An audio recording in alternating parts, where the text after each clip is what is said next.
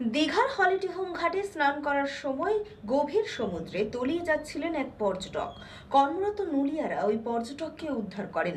বড়সড় দুর্ঘটনার হাত থেকে রক্ষা পেয়েছেন ওই পর্যটক। দিনে দিনে দীঘায় বাড়ছে পর্যটকদের সংখ্যা। বর্তমান সময়ে তাপমাত্রার পারদ ঊর্ধ্বমুখী থাকায় স্বস্তির জন্য সমুদ্র স্নানে মাতোয়ারা পর্যটকেরা। তারই মধ্যে বড়সড় দুর্ঘটনার হাত থেকে রক্ষা পেল এক পর্যটক।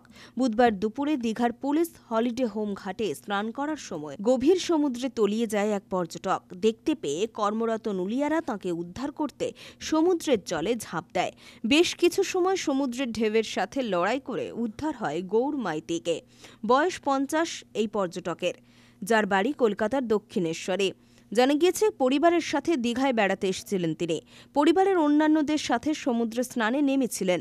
আস্তে আস্তে মাঝ সমুদ্রের দিকে এগিয়ে যান তিনি। বিপদ বুঝেই নুলিয়ারা মাঝ সমুদ্র থেকে উদ্ধার করে পরিবারের হাতে তুলে দেয় ওই পর্যটককে।